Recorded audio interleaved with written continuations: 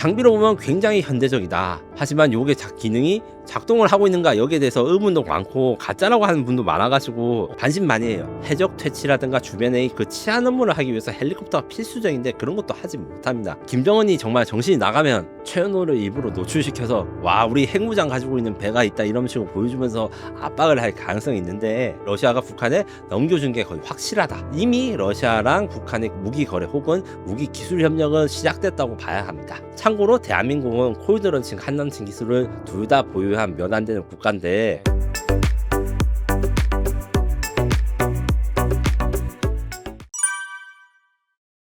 기자님, 최연호의 독특한 시읒자형 수직 발사대 VLS 설계의 이유가 있다고 하는데 이거 뭐 어떤 얘기예요? 이게 잘 모르겠어요. 요거를 무슨 쉽게 말인지. 이야기를 하자면 북한에 항상 신무기를 했을 때 민간 정보를 분석하거나 군 정보를 분석하는 전문가들은 여기에 일단 어디서 나왔는지 이것부터 추적합니다. 아, 이 부품은 어디서 떼왔겠구나.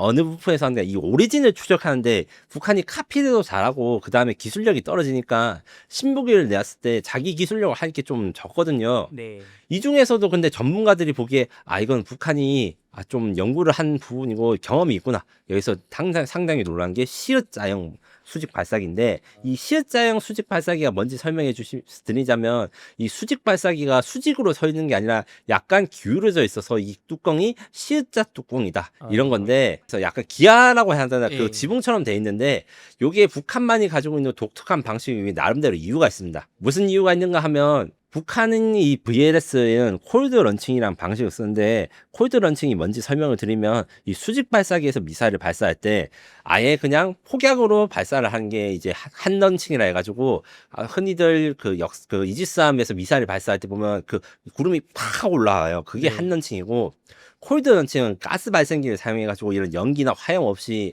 뽕 하고 쏘아 올린 다음에 미사일이 작동해서 날아갑니다. 이 콜드 런칭 방식의 경우 러시아 쪽 기술인데 문제가 있어요. 이게 깔끔하고 피해가 적은 대신에 그러니까 주변에 화염 피해라든가 이런 게 적은 대신에 이 가스 발생기가 잘못하면 자기가 자기 미사일에 맞아서 죽습니다.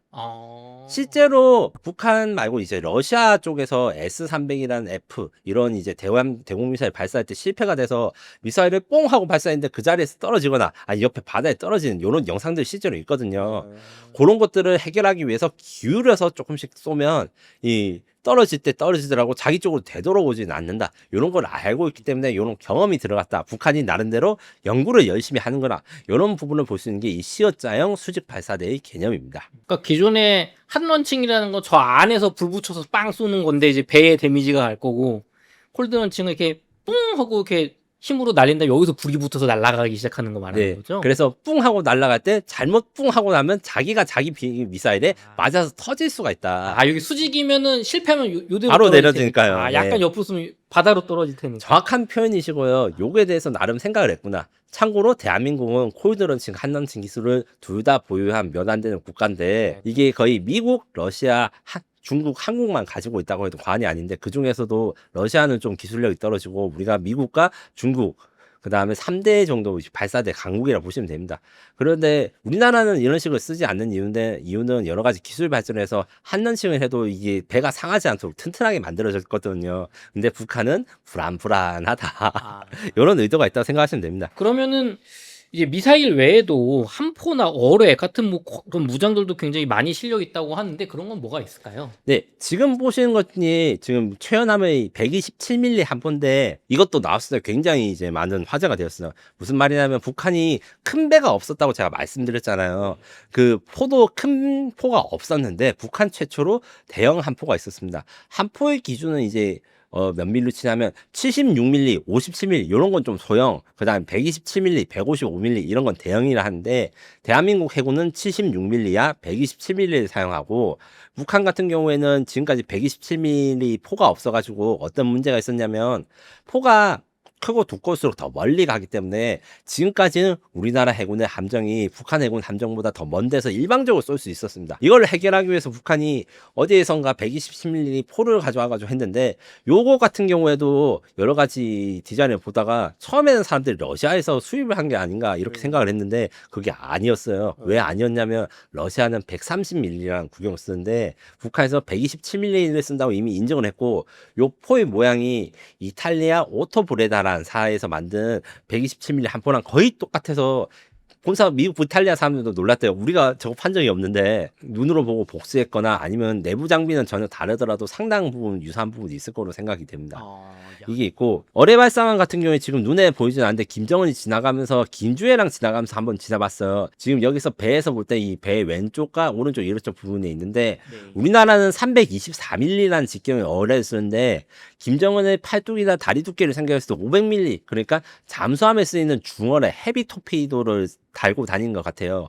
이게 배를 좋아하는 배를 움직이는 게임 같은 거 하신 분들 좀 이해가 쉽게 하는데 북한은 아무래도 미사일이나 이런 것도 좀 불안하니까 어뢰를 실제 잠수함에 쓸 만한 큰 배 다른 나라에서 쓰지 않는 걸 좀 사용하고 있고 이 외에도 이 30mm 유견장 기관포가 여기 위에 있는데 요 같은 경우에도 근접 방어 그러니까 적이 들어올 때 그 배 보트라든가 아니면 조관 비행기 같은 걸 요격할 수 있는 그 능력이 있습니다. 야, 그럼 이게 지금 보니까 뭐 배에 무장이 그냥 주렁주렁 여기저기 다 달려 있어요. 백화점을 차렸다고 해도 틀린 표현이 아니고 뒤에서 말하겠지만 이런 것들이 다 자신들의 발목을 잡게 돼 있습니다. 저런 게 근데 또 게임에선 좋지 않습니까? 그쵸.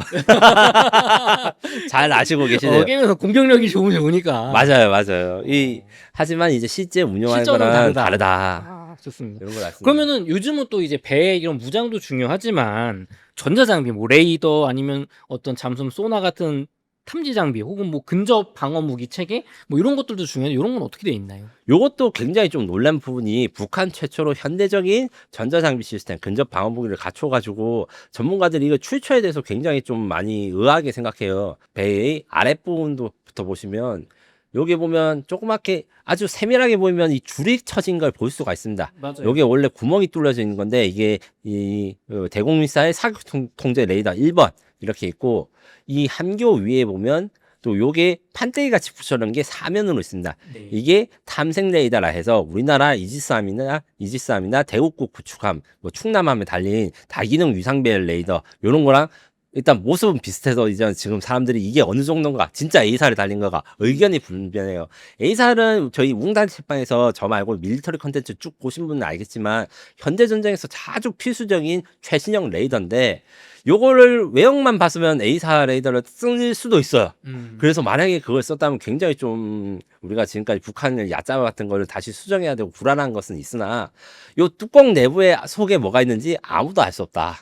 요런 문제가 있고 요 위에 지금 사각형으로 된 레이더 요 두 개 같은 경우에는 추적 레이더라 해서 대공미사일 쏠 때 일단 탐색으로 적이 어디 있는지 이제 찾아내고 적을 발견하면 계속 레이더를 방향을 돌려가지고 그쪽으로 추적하는 레이더 있어요. 요거 장비가 있고 이 왼쪽에 보면 이제 전자전 장비 우리나라는 소나타라고 부릅니다. 소나타가 원래 이제 약자가 긴데 그 개발자 분들이 그때 당시 소나타를 타고 있어서 멋있어 보여서 이제 썼다. 이런 썰이 있는 그 국방과학연구소에서 만든 전자전 장비인데 이 북한판 소나타라고 하는 재밍 방위 전파를 쏴가지고 이제 적을 교란시킬 수 있는 것도 있는 것 같아서 장비로 보면 굉장히 현대적이다. 하지만 요게 기능이 작동을 하고 있는가 여기에 대해서 의문도 많고 가짜라고 하는 분도 많아가지고 반신반의해요. 저는 어떻게 생각하냐면 개별적으로는 이게 다 만들 수 있는데 이걸 따로따로 만드는 걸 하나로 합쳐가지고 게임 UI로 치면 적이 어디 위치에 있는지 한 화면에서 다 보여줘야 되는데 이게 통합이 안 되면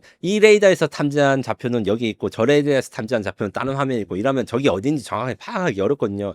이런 통합 능력에 대해서는 의문이 많다. 하지만 이 하드웨어 레이더 같은 거는 이제 북한도 상당한 기술이 올라왔구나 이렇게 긴장을 한다 이렇게 말씀드릴 수 있습니다. 또 러시아 우크라이나 전쟁에서 러시아를 지원을 하는 걸 공식적으로 양국이 이제 인정을 했잖아요. 그럼 러시아 쪽에서 기술 지원이 좀 들어왔을 가능성은 없을까요? 그 가능성으로 추적되는 게 CIWS 이야기가 있는데 여기서 보시면 이제 사람들이 이제 눈을 쳐다보고 하는 요 왼쪽에 있는 게 CIWS라고 합니다. 이 CIWS는 굉장히 고도의 그 무기 체계라서 그런데 왜 고도의 무기 체계냐? 기관포랑 미사일로 적 함선이나 적 대공 미사일을 격추하는데 이게 독립적으로 움직여요. 그러니까 아군 그 전투함선의 레이더가 파괴되거나 아니면 지휘소가 이렇게 파괴되어도 독자적으로 움직일 수 있게 된 거라서 좀 기술력이 높고 우리나라는 아직 만드는 단계예요. 시제품만 나온 단계인데 북한이 이걸 가졌다 해서 보니까 이게 러시아산 CIWS랑 거의 똑같아. 그래서 다른 부분을 열심히 찾아봤는데 다른 부분이라는 게 뭐 뚜껑의 모양이라든가 네. 뭐 가진 덮개의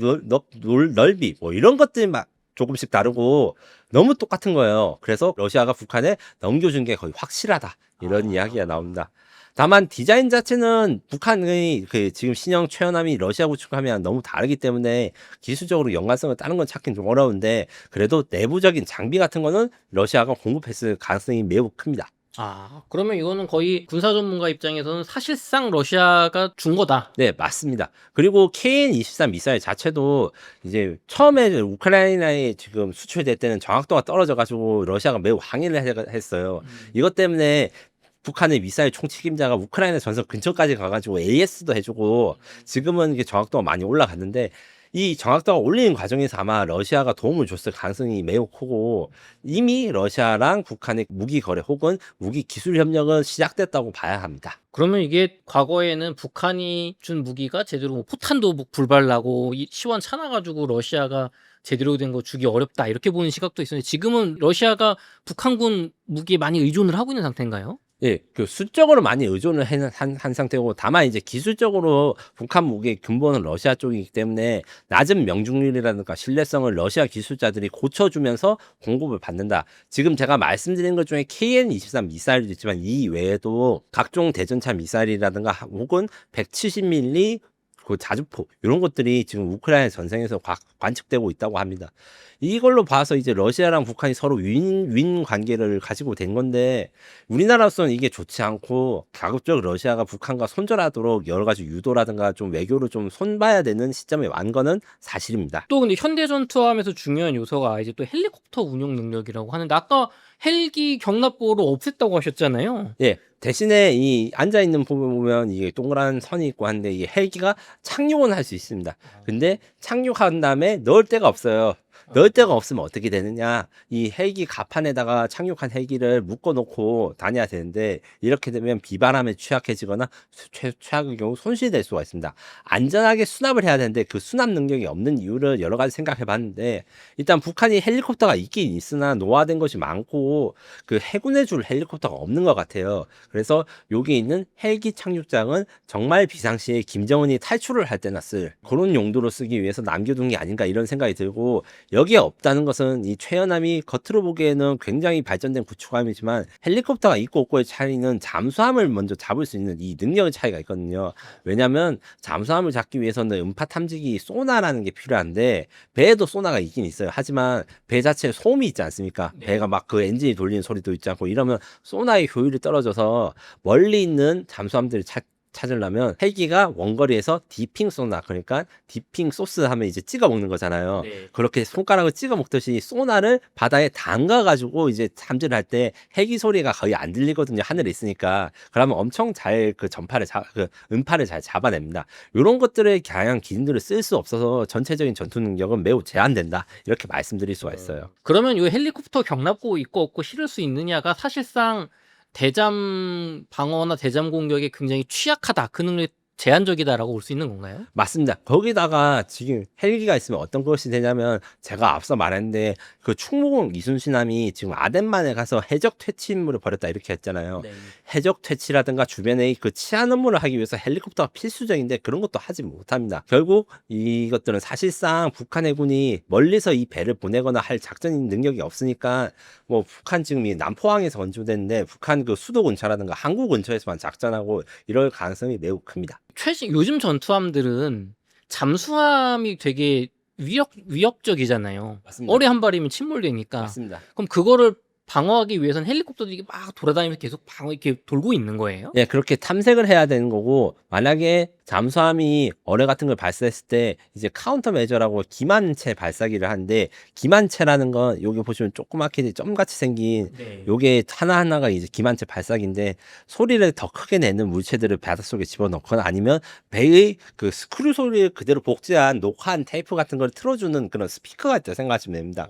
그런 것들을 사용해서 피하게 되는데, 우리나라의 경우에는 TACM이라는 장비가 있어가지고 우리 거의 모든 전투함이 탑재되는데 이것도 모든 전투함이 탑재가 되지 않았다가 그 다들 기억하시겠지만 우리가 천안함 사건이 벌어졌을 때 그 천안함에는 이 어뢰 대항 체계, 그러니까 어뢰를 좀 회피할 수 있는 게 없어가지고 이 안타깝게도 우리 용사들이 돌아가셨는데, 지금 그런 대항 체계 없으면 이렇게 쉽게 잠수함에 당할 수 있으니까 현대적인 배들은 대부분 다 그 카운터 메저라고 하는 어뢰 대항 체계를 가지고 있습니다. 그럼 이 최연호 요 배가 우리나라의 어떤 국지적인 도발을 한다거나 그런 식으로 사용될 염려는 없을까요? 제가 보기에는 김정은이 정말 정신이 나가면 최연호를 일부러 노출시켜서 와 우리 핵무장 가지고 있는 배가 있다 이런 식으로 보여주면서 압박을 할 가능성이 있는데, 뭐 압박을 할 수는 있죠. 핵무기를 가질 가능성이 많으니까. 하지만 가장 중요한 전략적 자산을 공격받기 쉽게 노출한다는 것 자체가 국가로서는 하면 안 되는 일이기 때문에 아마 그 항구에 모셔두고 그냥 가까운 바다만 항해하는 그런 게 되지 않을까라는 생각을 조금 합니다. 약간 위험용으로 우리 이런 거 있다. 네, 과시용 뭐 이런 과시용. 식으로 할 수 있습니다.